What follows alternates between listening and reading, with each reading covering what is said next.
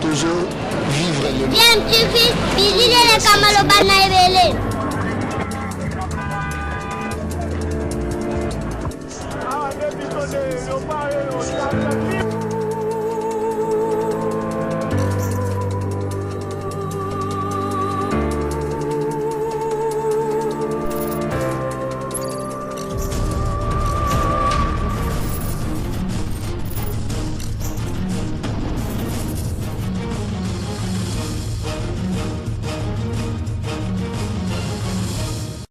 tu veux toujours un enfant. Radio Liberté Kinshasa, partout aux Hollandais Bisso, Tokute Nabino Lelo, vendredi 10 avril 2020. Bolimbisi, Banda, première tranche de Kutanité, Lobilo qui te Kutanakité. Moi, ma bongisi à technique, permettant quitter que tu Kutanabino, les Lolusunatongo, désolé.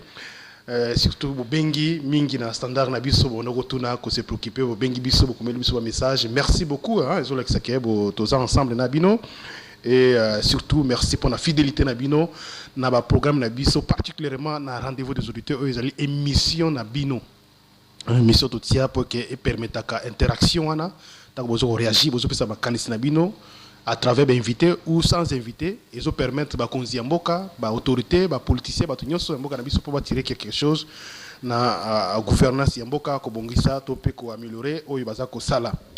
Yango to baka toujours ba conseil na bino ba message, ba appel et ça la toujours na ndenge ya malamu parce que ekosunga bato mingi. Merci beaucoup.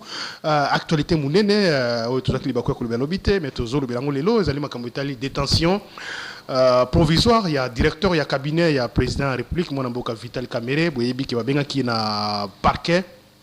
Après la cour d'appel, il y a Kinshasa Matete. Mercredi, pour makambo Itali bongo 100 jours, il y a président de la République, présumé détournement, il y a Bambongo. Il y a loué bongo pour la réalisation, il y a programme wana, programme basso des moutons, maison préfabriquée, puis projet Moussou est à la 100 jours. Jusque là, tout le monde qui makambo banda ko le kamala mouté, comme ba congolais nyo sope banda ko lela, mutu nyo so ko za la préoccuper ko senga que il faut musala, justice c'est ça la musala effectivement.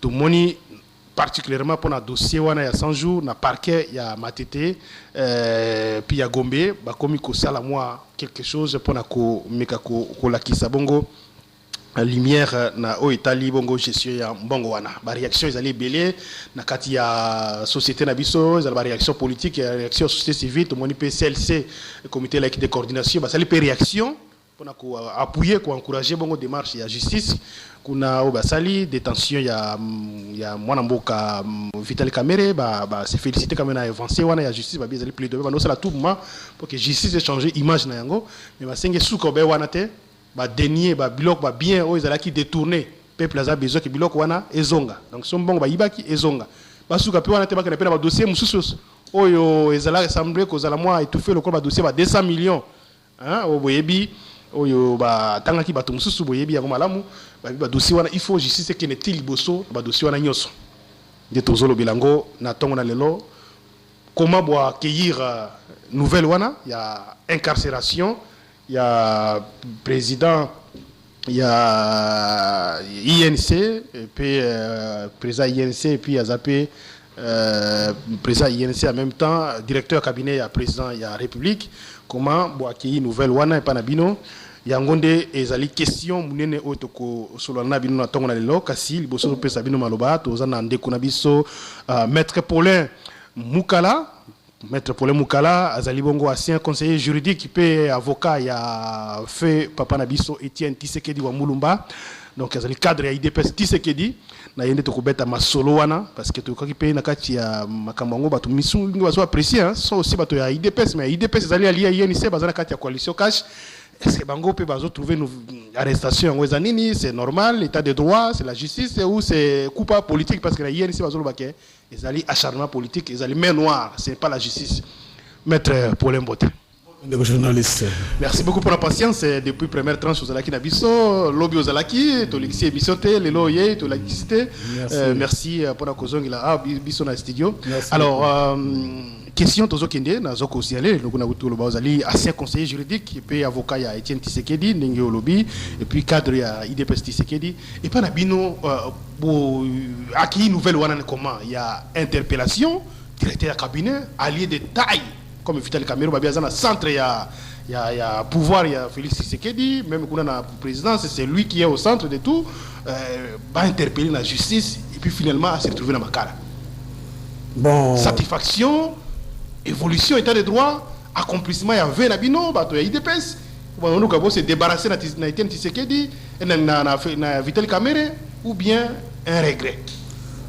Naza, d'abord, je remercie les journalistes, mais je suis chanceux de Koloba étando Radio Ralik. Mais ici, je réponds d'abord en tant que Congolais. Congolais nazoko betela mokonzi ya mboka maboko pona nini état de droit et na mboka na biso. Wana d'abord premier remerciement en tant que Congolais parce que état de droit oyo le président Etienne Tshisekedi abanda koloba les loyo tukubandi komona ke ebani d'abord dans la propre maison ya cash. Comme on dit, charité bien ordonnée commence par soi-même. Tozo betela mokonzi ya mboka maboko na ba juge na biso ba magistrat nyonso po déjà bazui conscience que les loyo mutu oyo a meki kozwa mbongo ya peuple congolais ko sala ngo na manlolenge et longo banité ba koki pe ko landela ye na justice na biso na niveau na ngai siko na niveau ya nani ya parti INC azali allié munene na kati ya cash ça on peut pas koki kokosa te mais toko balandi président Kamerhe lingi ko bateka balandi INC ozomona na kati ya INC, il est le leader de l'INC, mais il y a aussi d'autres cadres de l'INC qui ne sont pas du tout mabé. Na niveau wana tokolobate que non lokola président Kamerhe le loyo azana kati ya justice baza ko sala ba enquête déjà batien na détention préventive nengo tolobaka monoko ya lopoto que awa azana détention préventive magistrat wa Sambisi a monique ba fait à charge nengo tolobaka na droit ezali likolo koleka ba fait à décharge. Donc mutoboyo na ko tiga été parce que ça fuite est à craindre. Yango moni na droit balobi non pas tiana na détention ozomon donc pour nangai nazoko sepela parce que fuite ya Kamerhe c'est à craindre c'est pourquoi ba tiana na détention préventive pas ko enquêter na makamusu donc les lois bazo la confrontation so batika kaita muso lingaka apo yoka ben naboro na maboko akopesa ka bomba makamu akati might obozo yeso wapi il faut na fanda nanu ba enquêter entre temps azana ndako à l'état parce que l'état qui peut bien protéger donc bateau bazo le la que non afandi mabe non makala ça c'est mabete pour nga yo lena fanda milieu libre ndenge za boy mutoko ba mbaili banga to aibi parce que partout bana tamla kaka awo no boy boy siko l'état bombi mutu na ye mabe zate pour nga za mabete muto mona ka makala mabe pour nga ye vraiment zo comprendre te makala ça c'est mabete l'état zo bomba yo pour que ozala à la merci ya n'importe qui te na minute congolais nyo ça na méchant makas méchant ya la recueil siko yo bako to ko exposer te siko l'état prévoir que mécanisme que muto bongo lokola nano azana de détenir préventivement en attendant va continuer les lois na loki bazo la condamner confrontation donc pour nga nouvelle ça malamu ça avènement état de droit yo tient Tshisekedi abanda ko bisa biso donc c'est vraiment un coup de chapeau na justice na biso et puis na toniso mokonzi mboka pesi la charité bien ordonnée commence par soi-même donc il y a pas main noire il y a pas politique na kati makambo wana non il y a pas politique la justice ni ça mosana toute indépendance c'est en tout cas loin de là INC Union pour la nation congolaise parti à Vital Kamerhe bah sali déclaration bah continuer kolobaké acharnement contre Moutouna Bango et puis ndenge makambo likaki mokolo wana même avocat principal ya collectif ba lobby yango ba lobby magistrat a agir pas sur base ya éléments qui en présence là parce que Kamerhe a répondre à 51 questions na satisfaction mais magistrat il a zoomé dans le route à la téléphone. Mais vous place où tu étais? Non, Ndegorangai. Il a fallu une trentaine de minutes, mais après, il a dit non, je suis obligé. Non, ça, ce sont les... Moi, je suis avocat, je suis astuce. L'avocat fait son travail. Nous avons du respect pour nos confrères. Mais ce qui est vrai, que au moins, magistrat, dans le parquet général à Matete, qui sous la glaire, n'importe quel magistrat. Quand il y a des bêtises dans le dossier ou bien des clartés, à ça, a renvoyé un dossier. C'est quand il a vu, au vu, il y a des éléments, éléments à charge, na éléments à décharge. Bazo ko balancer. Ba élément ni nezali koleka, ba élément mosusu. Ndesiko asali nini? Ah, a déféré Moutuna, a été en détention préventive. Aux hommes, regardez, exactement que non, les Camboyouti na, ceux qui disent non, Bati Kabiloko wana. Justice Nabiso ezui élan, tout peut s'en chance, acharnement mon côté, Kamere Azali, membre ya Cash. Il est vrai, bien sûr que Cash, tant que Basaki à Korwana, il y a certaines peut-être préalables, Zalaki, Bassignac, tout ça va comme mais il y a le bâtiment, le membre à Cash, au Tchad République en panne. Na ba action au chef de l'État azoko sala yo tcha république en panne. Non, jamais. Ça ne peut pas se faire. Na cadre wana nde tozolo baké, na côté na biso, nous voyons de bon œil parce que changement oyo to bana kozela yé. Mbongo ezali ya facité. Mbongo ezali ya République démocratique du Congo.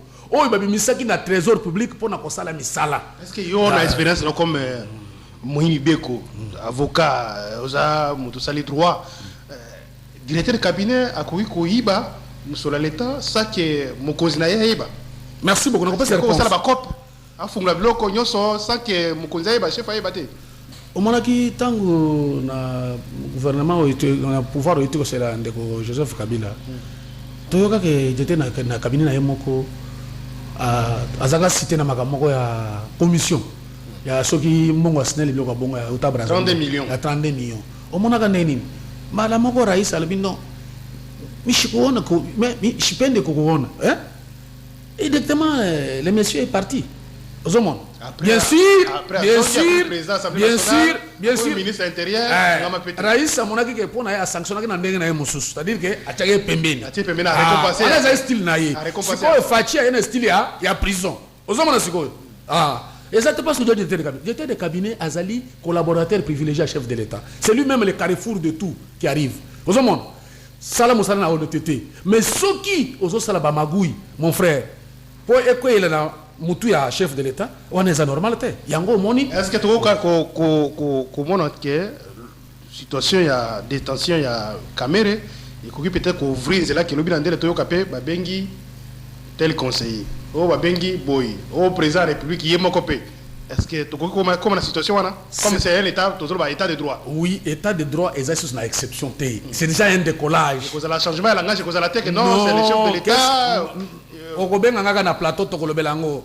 Qu'est-ce qui se passe? Le problème c'est quoi? Fachi à la Kisike. Au moment où tango babeta batona mutuna na poto albino non, ils ont problème rétro commission. Tant on a joué dans une commission zolo ba makama rétro commission. C'est là que le roi a légalisé en Non. Il a légitimé le commission. Il a qualifié cette histoire. Lui a qualifié l'acte que l'autre avait posé. Vous voyez ça? Mais parce que il fallait pas se plaindre de bénéficiaire à Mbongo il fallait pas se plaindre que tous les Mbongo na biso. Le il n'y avait pas une plainte juste là, même quand je parle. Il n'y a pas une plainte à bénéficiaire contre Moutosali rétro commission. Yango moni asa tranquille. Vous avez bien. Parce que c'est déjà bon, il y a un trésor et qu'il n'a pas de foot à battre. Ça ne concerne pas. C'est ça que le président avait voulu expliquer. Mais il n'avait pas légitimé la rétro-expression. Maintenant, regardez la différence dans le dossier de Zango Sikoyo. Le dossier de Zolanda Sikoyo de cabinet, même de cabinet, dans ma rétro-commission, et j'en ai dit, parce que Zambongo, qui pour la misala et tali Congo. La première bénéficiaire de la Congolais. Tout le monde qui est bon, on a vu ce bimaki, pour la misala, mais misala, ils ont avancé, Mbongo et mon pété. Quand on va dire que effectivement, Mbongo balié. Il y a un moment où le peuple congolais n'est à déférer directeur de cabinet, il y a chef de l'État, la justice. Et c'est le chef de l'État, et c'est le peuple congolais n'est à déférer le directeur de cabinet, chef de l'État, la justice. Pour moi, on a bénéficié de tout le monde est clair. Il y a un moment où par qui s'est saisi dans le dossier.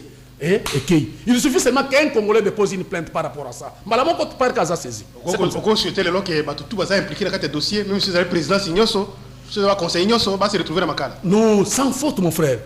Ça, je le dis. Ce qui est ça, c'est une enquête. Est-ce que c'est aléatoirement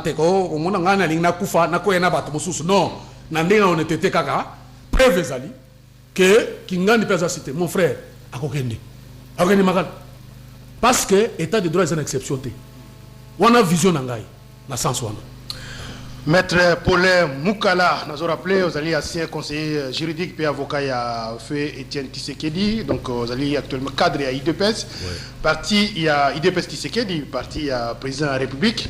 Mais est-ce que c'est comme si IDPS on ose là qui va kanga Félix et Vital Kamere quoi c'est là mon collègue bien qui est na matete ba militant IDPS une bonne partie va se mobiliser va zoyemba pratiquement Kamere Moyibi Ewana Moyibi c'est quoi c'est une résistance pour la bino est-ce que quelque part politiquement comment on comprend ma Kamere la présidence de la République bon il est vrai vous savez nous à IDPS nous avons une culture les ambala libosote pour la petite histoire et Etienne Tshisekedi à l'époque tango baïbaka et mon on a $300,000 na un responsable à partir na biso on a vu qu'on a combattu mais à funda na parquet ndego Etienne Tshisekedi moko pe asaka ba bêtise Etienne afunda na parquet ozomon donc ezate posant ndeko ou bien oza allié na biso soko salimbe bato tikate ba combattant et DPS basana culture et la justice et puis basana culture que soko ozana gestion la chose publique il faut la honnête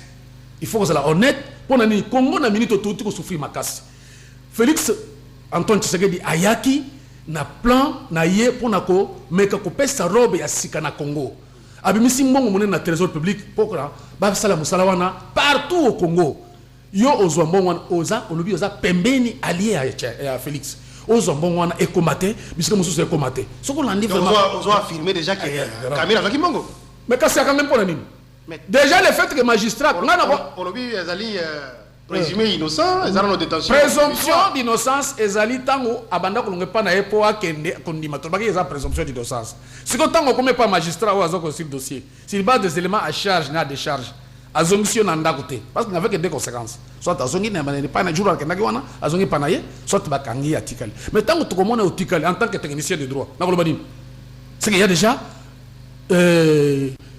forte raison que on a impliqué na kati et puis parce que moni ko détenir mutu eza ile ko munene makasi na honneur na ye mais ce que va détenir les affaires au hasard papa donc il y a déjà des preuves suffisantes sur le plan détention préventive. Sur le plan politique détention à Kamere ce que allez écarter la pemene à président République c'est pas moi descente aux enfers politiquement pour na Félix Tshisekedi non conséquences politiques pour na Moussala Naye comme président pendant les 5 ans pendant à l'absence de Kamere ou de l'UNC. Non, ce n'est pas un problème. Non, il n'y a pas un problème.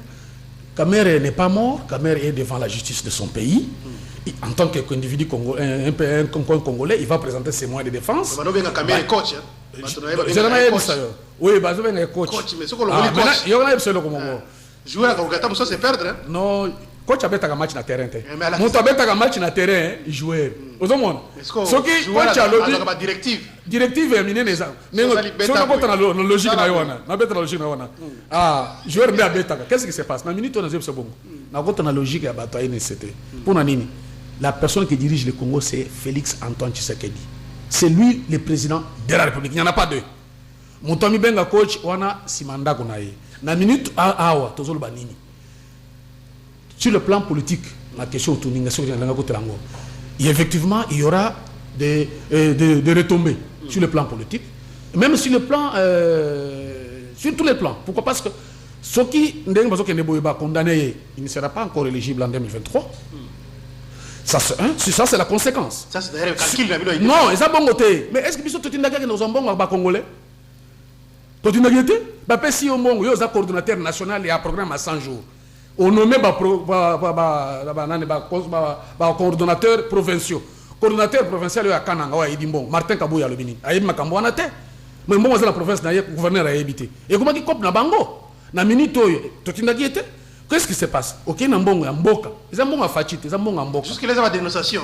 Oui, vous dites? Ils ont des dénonciations jusque-là. Ils ont confirmé la justice. Non, moi je vous parle. Ce que Monica a procureur à Kangi Moutou attire la détention préventive, les indices sérieux de culpabilité, ils allaient réunis. Non, il y a ceci un problème. N'allons pas dans les arrestations politiques. Allons dans l'arrestation judiciaire de Zaraboy. Oui, Kamere n'est pas un danger. Ni pour Fachi. Pour les cas 100 jours, il y a des Baobazaki qui arrêtés. Basi Babimi. On a net kaningana bien noté. Mais c'est tout ce que moi je vous dis. Les premiers cas où il va poursuivre na affaire il y a 100 jours. 100 jours déjà il y a office de route à Kangamaki. Société musu privée quoi Blatner il y a Safricas à Kangamaki. déjà il y a Robank à Kangamaki bango yo Babimi. Voilà, merci beaucoup. Est-ce que yoki voilà, vous posez une question très intelligente. Donc on se répond de ce que au moment où samba bato otiko tanga wana. tant que moto samba bi ngaite ye oya ya ngaite ye batanga komba mutu moko wana yango ono molebe ko chemo boko Blackner batike pour nini alobi montant obi ne bozo banga na zui na yebi yango te botu na bien balandele pe kutu déjà Rawbang ya alobi te ngana pesika boy no tikali obana ko pesa consigne ke ebi mate omoni déjà iloko wana donc batike bango siko zo banga pete ke o ba utiko kanga lelo ndenge batike ke ba wana passe batenge ko bato yepe caméra yalo ba ke oui effectivement ndenge balobi ke mbongo mususu ba retenaki mais mbongo wana compte wana eza yangate eza géré par tel. Ils ont géré par président de la République, par exemple. Ils ont géré par première dame. Ou ils ont peut-être géré par Mama Yamokonzi. Le conseiller principal. Ce qui peut parvenir. Bon, il y a pas de temps c'est possible. Non, Kotanga est facile, mais qu'on prouve. Kotanga est facile, mais qu'on prouve et le Gomosous. C'est ça aussi. Ah, bah, Batangi, mais ça bateau censé qu'aux zombons et pas naïe, il y a des Républiques démocratiques. Pour passer la misala. Blackner, DGS, Yas Africas. Tant que Sambi. Alubingana mbongo na zuyo vraiment eza onga na zuite ba pesa musala zota na maleme male pombongo ezate omona bazongele pa mwana mai opesi bongo apesi monta musu ba compare eza ndenge mususu yango wana batu na ba deji nyonso ba Rawbang wana nyonso wana ba sambi baza clean yango moni bazongi mais yes ko yope a présenter bon moyen de défense donc bon ndenge olubiona apesi kingani oui est-ce que mutona zana gestion appelé à la gestion ya makambwana non yango est-ce que question de question ya wana mettre parce que tout ça émission pour isunga bato justement tango tokolobake to batangi caméra justice bengi oui mais oyebi ki yomoko lobiki ye avec coordonnateur centralisateur ya makambwana yonso yes oui donc ayebi vrai azana ba vraie information oui pour makamutali mbongo ikei wapi esalinini voilà ce qui lelo alobi abimisi document to abimisi ba secret mususu d'état oui que non moi comme directeur de cabinet c'est vrai que je me coordonné mais je faisais ça par exemple sous boy t'as la compte effectif alobi ezala tel mboka bazu autant compte wana ezali géré par tel t'as la preuve yangoy oui eza boy je vous réponds en vous disant ceci. Le problème que c'est pour c'est quoi? Nous avons un problème de détournement et en bon. Uniquement vérité. Toute la vérité, rien que la vérité. Moi, sauver la vérité pour me côté. Ah, awa, nous allons sauver Azate. Il y a déjà ça quoi na mai. Alors la vérité, alors la vérité est déjà que mbongo est détourné. Tolingi mbongo ezonga, mokonzi mboka sala tout, bazongi sa mbongo baibi. Tosuka kaka na condamnation te. Bazongi sa mbongo pombongo babombi yango. Ozomona. Sikoyo na mutuno zotu na ngai ngana ko yebise oboye na cadre ya ndenge makambo esengeleza la mboka ezali dikablote yo directeur de cabinet o teba za coordonnateur national o teba ngani ba coordonnateur professionnel sala musala ya mboka ozo gérer mboka o yako lokote na pesa ki ndenge boye ndenge ona zana ba preuve ni maître est-ce que on za makambo ebuna libumu mutu problème ya 100 jours ezaki déjà au départ les faits que babaki que programme est financé par la présidence yo zali avocat constitution la habitude se permettre que l'action de la financée par la présidence de la République. Le principe, c'est le gouvernement de la République, parce que le gouvernement est responsable devant le Parlement. Oui. Mais ce qu'on déjà au départ, financé par la présidence. Moi, je dis que la procédure a été déjà biaisée au départ. Non, je vais vous répondre. Surtout comme il est là, je vais vous répondre. Je vais vous répondre. Vraiment, une bonne question. Je réponds. Bâton Sobayo Kangai. Tobo Sanate, on a une culture d'oubli.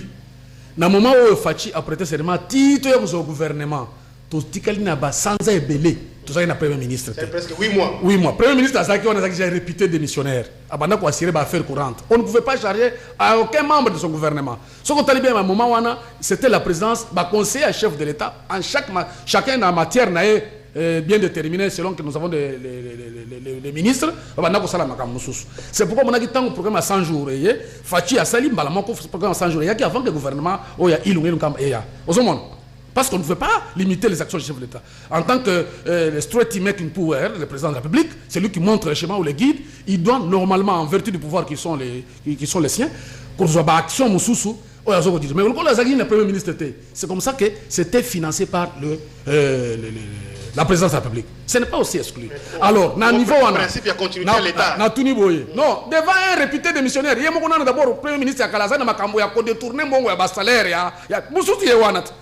Mususu yewana adetuna ki monga salaire ba conseiller na ye siko na tuna yo boye muto detuna ki monga ba donc mikana salamu sana ye justement na constater na salaire ki musana ye mais na fundi ye neza bona sana plainte na déposer pas magistrat wasaka magistrat wana saka musana qui dépêche OK para ka merci beaucoup Paul chop chop te ndeko na ngai après bobebani Félix a combien de pouvoir aux ongili vous avez une parenthèse bon ça parenthèse mais on peut se réponse aux libre les aboye les secrétaire nazaki na bokono moko makasi na moma wana na kendai ko sala musala taki congolais pour que nakoka ko se souvenir là na bomoyi alors ça est utile la république mais ce que na kufa non pour la santé na ngai ozomona pour mais quand on a sungio pour la santé d'ailleurs les locaux comme la sala qui musala nazaki na droit à salaire en tant que conseiller yé mutapesa que musala te gana kendai ko déposer dans musala ozomona sikoyo ba détourner mbongo mususu muto mbongo susu fachi kwa susu pesa susu charge wana mais le kutu ko iba ilegal ki makasi merci beaucoup voilà to kenes ko zela singa 082 33 33 749 082 33 33 749 allô bonjour. Oui, bonjour. Oui, papa. Papa n'a tout n'a pas. Au moniteur, qui ça volume. Oui. Ce qui se vital pour la vérité, non, il y a la place. Pour ça, et puis, la justice, on a déjà la bataille pour le loco. C'est ça la mine. Juste, mais ça, juste, à Solena, le vital quand même. Effectivement, c'est acharnement. Mais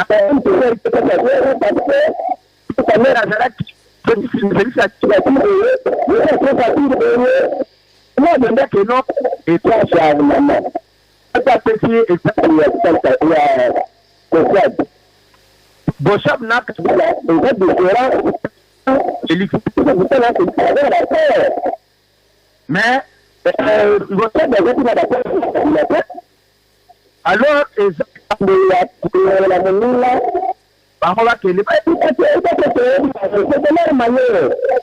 la société de notre commence à jamais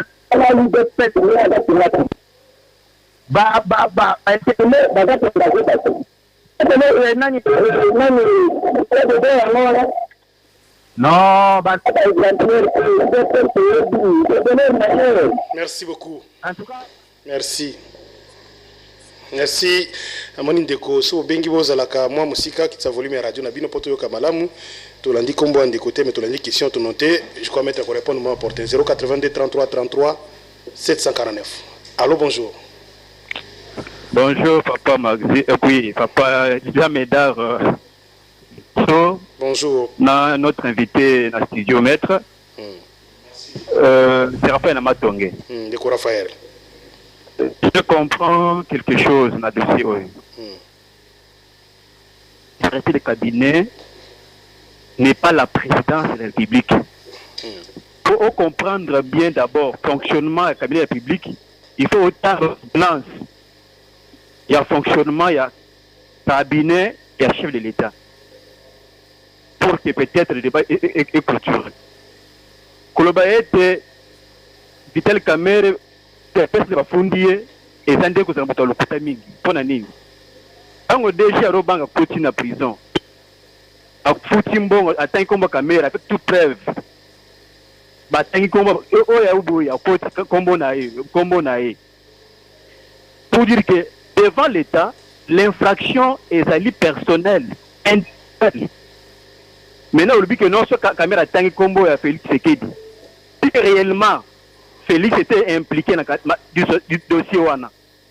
Akolinga bakangaye. Akolinga un magistrat, un pêcheur. Abengisa directeur de cabinet. Mais le état de droite. État de droit de Raphaël. Papa même état de droit. C'est bien out. Par exemple Mukeya Belgique. Premier ministre de Belgique. Oya bafuna kena marambo Italie tout ça. Bon. Et c'est bakangiye. C'est libre, bakangite. La France, Sarkozy, bakangite. Donc, pour dire qu'il y a un état de droit, c'est pour dire que Magamusu Souer Moko, toko c'est un sentiment. Ce qui vous a un sentiment commis opposition, et ça m'a la mouté. Donc, pour dire que un chauffeur, parce que comme Moutuka, receveur, il dit un client. Pour dire non, receveur, c'est un chauffeur. L'infraction est individuelle. ceux qui ndeko na biso asambi ke abimi na raison bakotika ye mais koloba ete comme wana eza baajustement ya ba FCC ya ke chef de l'état bakofunda ye pas wana ezali moto quand même comment ko chef de l'état par sur base de quoi gestion ya mbongo wana papa na biso Lioso c'était ministre ya finance Ariel Moulang qui finançait l'argent en complicité avec le directeur de la banque centrale ceux qui justice la vie juste à Benga ancien ministre de la finance y compris directeur de la banque centrale de Mutombo na justice ba pe ko justifier makambo wana et ko be c'est kamere donc c'est un peu ça Kolobaye ezali enseignement politique et ça de la mauvaise foi kamere il y a beaucoup de preuves ba 15 millions ba belé pendant que la place ba bakangé le commis enseignement politique on est comme opposition sans position voilà comme opposition de la honte c'est la justice quand même merci bonne journée. Merci beaucoup Ndeko Raphaël. Bato babengi a charmer za bato INC bango bazana opposition te je bazana pouvoir te bazana bato coalition cash bango babi acharnement contre mutu na bango 082 33 33 749. Allô bonjour. Maître j'espère que vous en savez pas question. Bonjour monsieur Jean Médal bonjour pour l'invité. Bonjour. La PCP auditeur nous sommes beauté. Ezali bongo Jean Bikila na bengi de la Kiseso. Jean Bikila na Kiseso. Moni ba congolais sengeli bayeba ko kanga mutu to pe ko kangisa mutu na justice ezali ko inayete. Ezali pour la ba interpeller ye to ko bazon ngisho na molongo. Ezakaka bayini ya Congo nde mutu bazo sepela te na musala gouvernement Fachi et Sala. C'est-à-dire, juge, magistrat, basali. Mais regret n'angaï ezaboye. Regret n'angaï ezana niveau, il y a retard dans les actions dans l'angambu ya gouvernement nabiso. Papa n'angaï. Là, il y a landa na kiosque moko avant bakanga Mike Mukebaye, aloba boye. Le chef de l'État est en train de chercher les infractions ailleurs de son cabinet. Donc, il se réveille, il enjambe. Il se réveille, il enjambe pour aller chercher des actions ailleurs. Alors, dans son cabinet, il y a des infractions là. Mais il a occupé en côté. Alors, Banda Tanyo Sowana et Fengila qui enquête, va fongola yango pour arrêter. Mais Bosenga Nangaï n'a qu'un deuxième point, Bosenga Nangaï Zali. Il y a arrêté tous ces gens-là qui seront pris les mains dans les sacs et restituer Mbongo wana et la voler. Mais justice c'est madame Moussa le Makabongo. Merci. Mais félicitations nangai yali la gouvernement Fachi pour na masala o. Gouvernement Fachi non ba magistrat ba juge parce que ba juge ba magistrat biso bazalaka plus influencé na ba homme politique. Alors tout le monde est-ce que gouvernement Fachi azolinga instauré parce qu'il faut qu'on le dise. Azolinga instauré Zoke est quand même dans les France, c'est bien. Merci. Merci beaucoup, Bandeko. Bengi moi 30 secondes, tout au plus 1 minute. Because à la malam makanis nabino pour la détention provisoire, il y a mon amboka Vital Kamere, changement, il y a justice des Okota, les aliments noirs, harcèlement politique, ou bien c'est une arrestation méritée. 082 33 33 749. Allô, bonjour. Allô? Allô, bonjour. Allô, bonjour. Bonjour, papa. Bengi biso comme on a mécanicien. Tozolanda yo. Ozana antenne. Oh là là. Ndeko bengi ozana retour te mais tozaki déjà kolanda yo. Somo nous ozana retour te au pesi combo adresse et puis pesi message na mbala moko. Allô, bonjour. Allô, bonjour. Allô, bonjour. Bonjour. Ouais, c'est Papa Obala. Papa Obala. Ouais, na bibi boya. Pour la terre l'habité. Ngai na moni boy. Fati aza na danger. Na danger menene. Ce qui te tali Ndeko Kamere avandi na bureau na ye. Na kata cabinet na ye. Donc ezali lokola mwasi na bana na yo boze fika moko. Makambo nyonso bokoyokana mbongo nyonso po ebima. Mais awa toye komona nani directeur ya cabinet na ye bakangi ye. Mais na suka bakala yango bien. Mwana moni neti FPC aza na sima.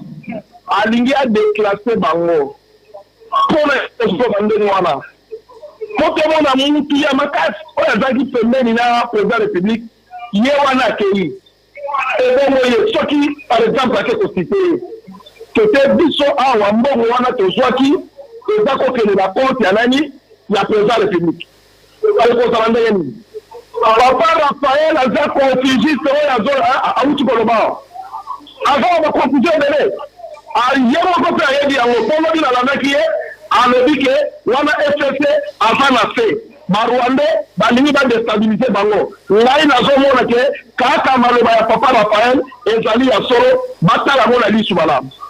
Merci. 082 33 33 749. Allô, bonjour.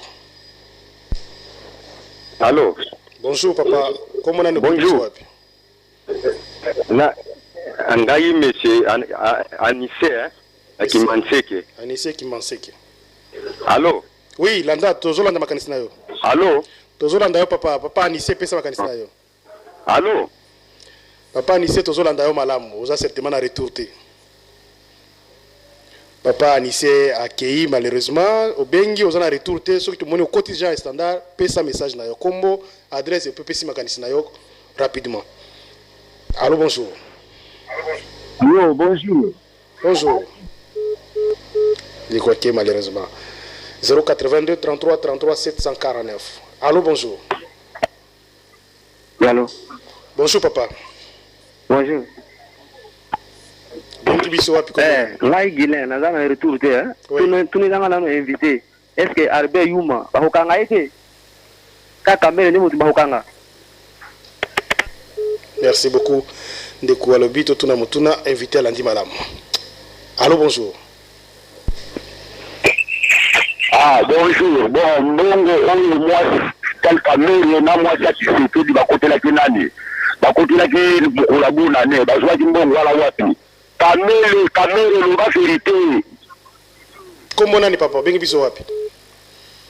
Alobi, plus sa précision, hein, pour battre les émissions à Tozo, l'an belé, que ça la affirmation, pas battre.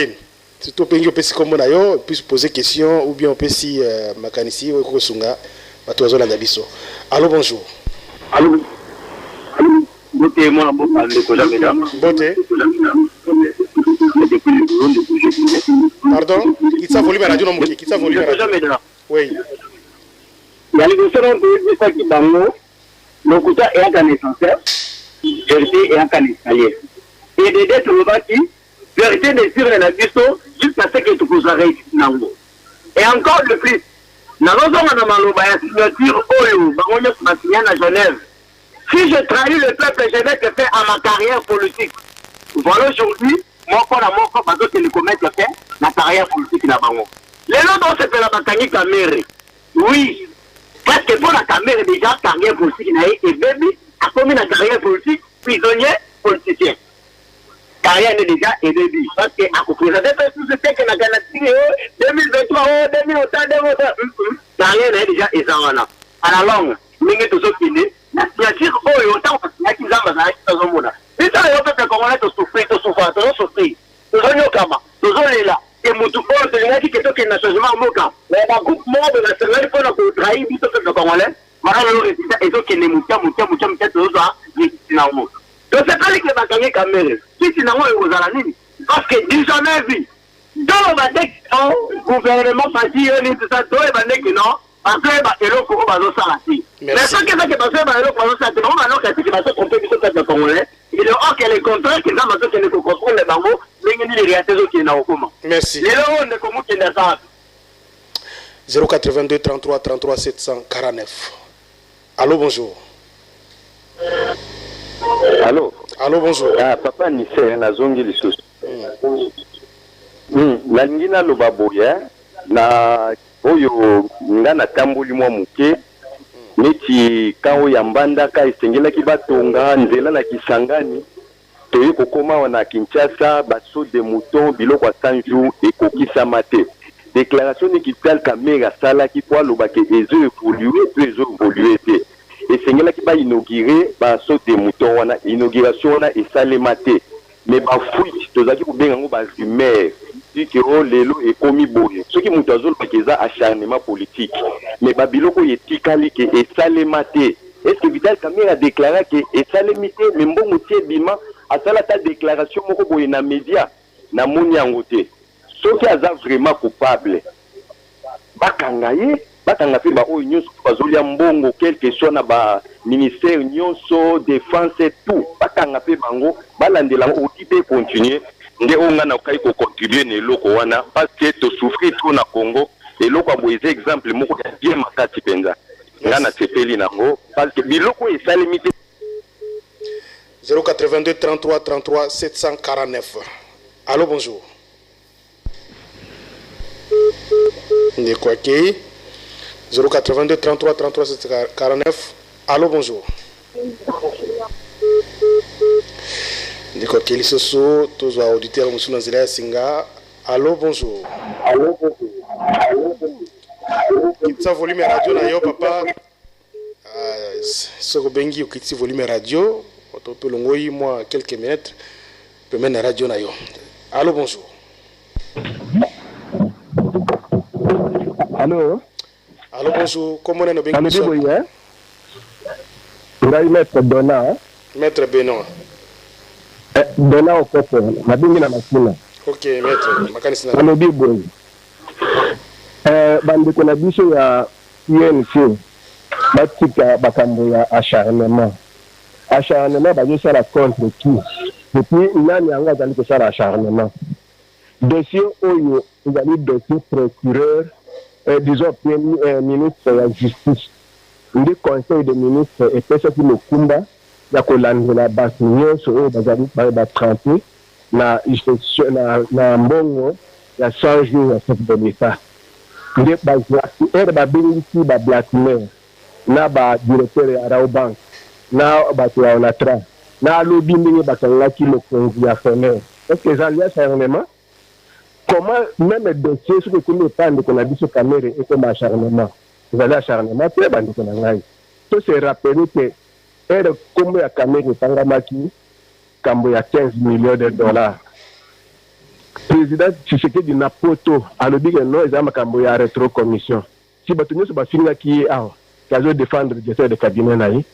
Mais maintenant que makambo ya 100 jours et demi lisusu misala nyonso elali parce que mbongo ekomi na bato oyo basengeli basala misala te. Comment bakoki kobenga yango lelo acharnement? Qui s'acharne contre qui? Donc bandeko na biso batika justice asala mosala na ye soki azali atrempe na dossier wana te bakotika ye mais soki ke ye azali kati ye azali congolais koyo bacongolais nyonso tokoki kolinga une chose et son contraire te. Tolobaki na ba régime passé que bazali régime corrompu makambo boye na boye. Comment biso tokoki convenir kosala kaka makambo yango to bana yo condamné atango bandeko na biso bazalaki na pouvoir oyo tolongi toloba yango wana. Merci. Parce qu'on a deux appels seulement, hein, toujours deux appels comme ça invités na biso à conclure na émission ya Mokona Lelo. Allô, bonjour. Allô. Na moi Kitsa volume radio na mukie bonjour. Na kitisa. Là, Pardon? La béni na pas. Zobi m'a bien té papa na biso. Kitsa volume radio penza.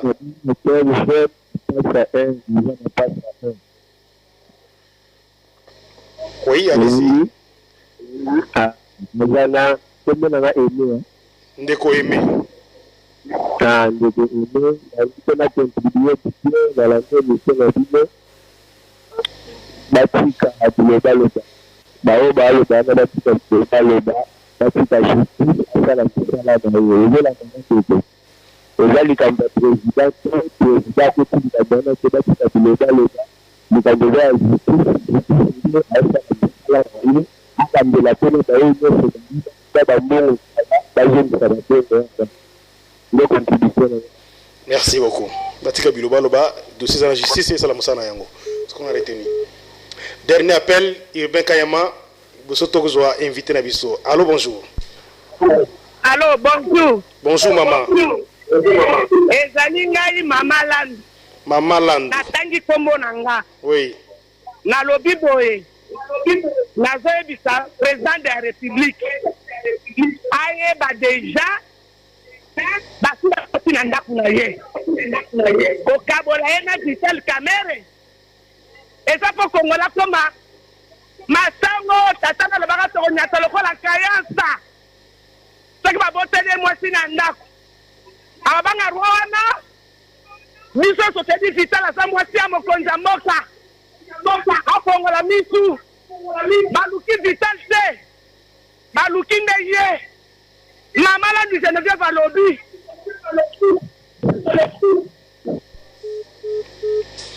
Mama Landu Geneviève aza motema moto alobi pesi bakoti na ndako ya mokonzi ya mboka bazoluka nde mokonzi ya mboka bazoluka Vital Kamerhe te.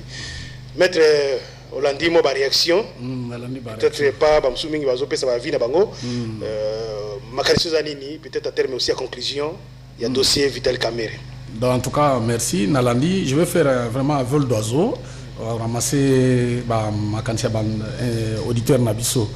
Ce qui est vrai aujourd'hui, Ndena Yoki, Moussous Balobi, ma cambotali dossier Oyo, Ezali Kosamba, ya bateau précédent qui n'a dossier, Bazaki visé en premier lieu là, bateau Africas, Moussous, tout ça. Kosamba na bangonde il y a lieu bazongana. Ndago, il y a cabinet en président de la République. Batou n'a pas responsable numéro 1 à un dossier parce qu'avant on lui demandait. Mais je me rappelle le temps où Mokozambo qui contrôle tout, il y a saut de moutons dans le niveau à Bitabe. Population banda koyemba. Donc il y avait déjà soupçon, il y a détournement. Mais population ayemba. Globalement il était satisfait dans les travaux. Non, ça c'est un discours politique. Pourquoi? Parce que prévision à Moussala Ezalaki, quand il est passé déjà pour vérifier Alobaki Bongo en tant que politique, je connais ce qu'il disait, parce qu'en le disant, il n'était pas content. Alors, Sikoyo, Bamoni Moussala Ezoko avancé. Tout ça, Ezaki calcul politique, il y a monté Mamabe, il y a ça de façon à ce que Félix Antoine Tshisekedi n'a pas action en tant que Mokonzi Mboka a échoué. Balo bagasi Tshisekedi bobanda ko bayo aleki asalinini omoni ndenge babanda ko chaque fois toujours qu'il na ba embouteillage zo ka bazo finga kaka. C'est comme ça que pour aux autres on va mettre maître Paulin Mukala. Alors Félix Tshisekedi bas du pouvoir le monde en déconaye muninga naye Vital Kamerhe baza membre ya cash de basali accord na FCC bazo partager pouvoir intérêt nini ya Vital Kamerhe pona ko Lukake pouvoir ya Félix Tshisekedi biba zanini na ba action côté les action ya Vital Kamerhe ya Mokonzi Mboka oyo en principe bazola mango ensemble na ba action pona ni Tshisekedi alobaka ke tokomone la muntu a partir ya ba acte na ye Mokolo Kamerhe alinga kota na famille ya opposition alonga na famille politique na ya na opposition Tshisekedi père alobaki on verra si ça wana et pas Babouvier na RFI alobaka que tout le monde si ba acte na ye et que c'est vraiment aza moto ya opposition parce qu'au Congo tout le monde change Kazakh à tout moment. Les lois changent Kazakh. Tant que change Kazakh yo yebaki il fallait peut-être attendre moto ya FCC donc ba action na eza moto ya FCC ta masali po azo na moté mambo mabe po lo muninga zibokonzi. Mais ba to FCC mususu kutu bazo soutenir na président de la République na ba action na ye. Ozomona. Mais ye moto ba bundaki ndengo lobi. Ya ko motelebela. Mais si ko pona nini sali acte boto ko be na nini. A changer déjà Kazakh mais Fatinde a ébagité.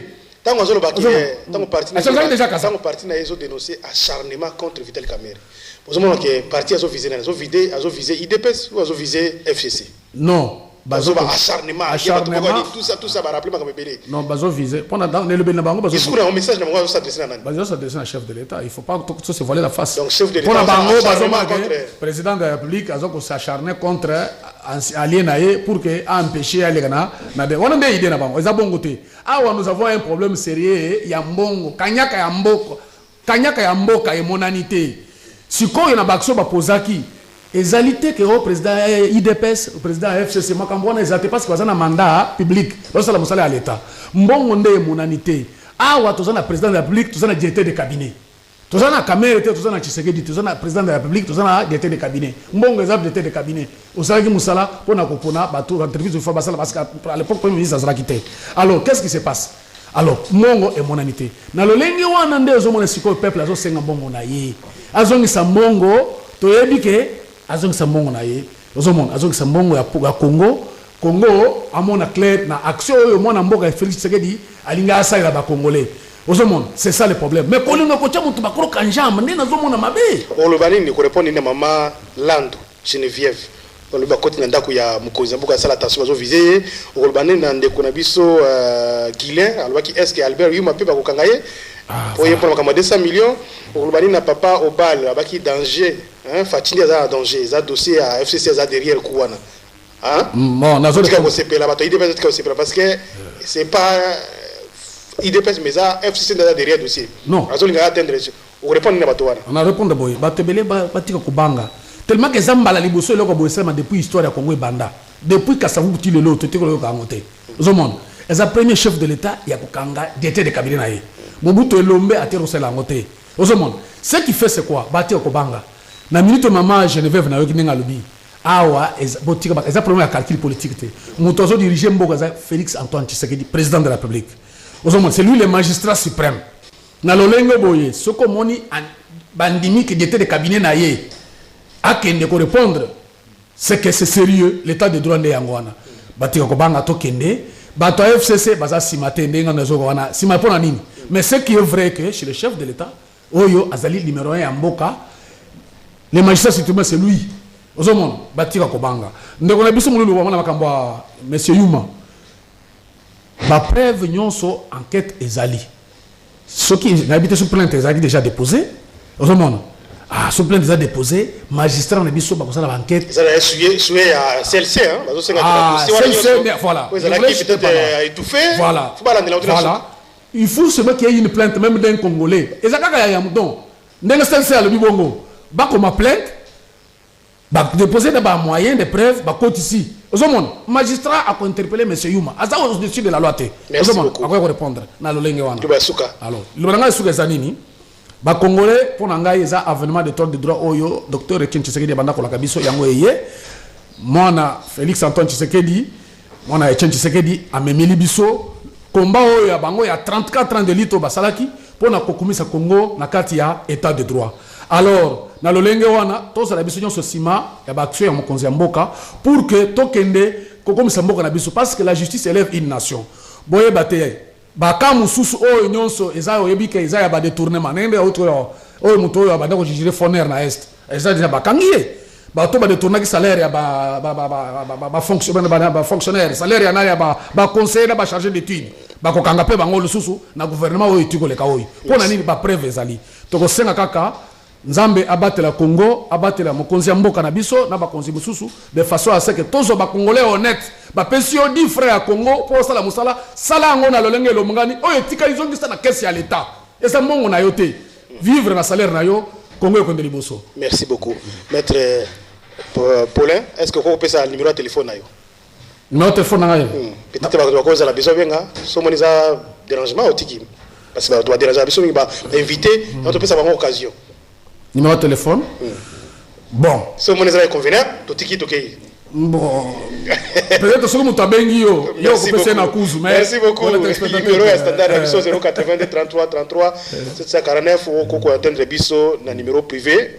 Ton message na WhatsApp Tony ni vous en avez besoin que les rendez-vous des auditeurs bengangai na 081 177 02 62 081 177 02 62 081 177 02 62 okozwa Jean Médard Liwoso azalaki bongo na Ilobeli na masini ndeko Ribin Kanyama okozala remplacer bientôt là na ndeko Onesime Singani.